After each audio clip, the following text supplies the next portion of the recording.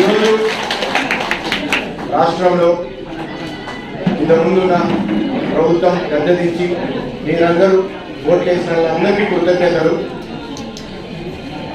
మేము ఒకటే చెప్తాను, మీకు ఎంత చేసినా తక్కువే. ఈరోజు నారా చంద్రబాబు నాయుడు గారు మీకు ఇచ్చిన హామీ మేరకు 3,000 నుంచి 6,000 పెన్షన్ పెంచడం జరిగింది. అందుకే మీరందరూ మా అధినాయకుడు మన ముఖ్యమంత్రి నారా చంద్రబాబు నాయుడు గారికి గట్టిగా సపోర్ట్ కొట్టాలని నేను మీ అందరూ కోరుకుంటున్నాను.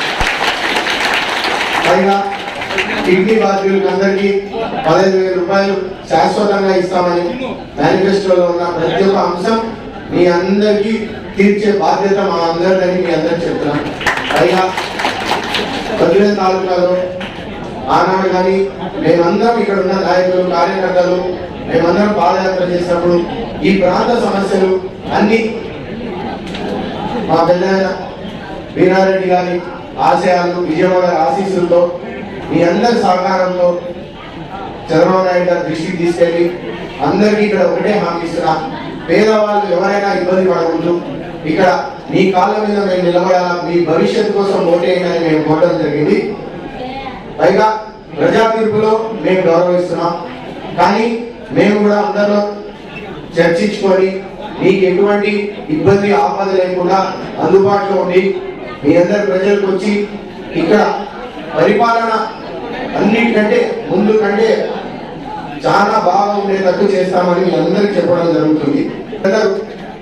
ఈ హాల్ కూడా బహుశా చాలా మంది 2 దాతలు ఉన్నాయి, గుర్తుపెట్టుకోవాల్సిన అవసరం ఉంది. మీకు ఒకటి ప్రసాద్ రెడ్డి అన్న గారు వాళ్ళ నాన్న జ్ఞాపకాలను ఇచ్చినారు. బాధ అనేది మేము కూడా చెప్పుకోవాలా. మా ఇంట్లో కుటుంబ సభ్యులు లాగా మా కొడుకు చనిపోతే పిల్లలు ఎక్కడో అక్కడ తింటున్నారంటే ఆ రోజు ఈ హాల్ ఇచ్చినాం ఈ స్కూల్కి. మధ్యకి ఏనాడైనా ఏదైనా చేయాలనేది ఉంటే నాకు కూడా బహుశా ఇది తొలి కార్యక్రమం, ఇది దైవ నిర్ణయం ఏమో. ఈ ప్రాంతానికి చేసేదానికి తొలి గవర్నమెంట్ వచ్చిన తొలి కార్యక్రమంలో ఇక్కడికే రావడం.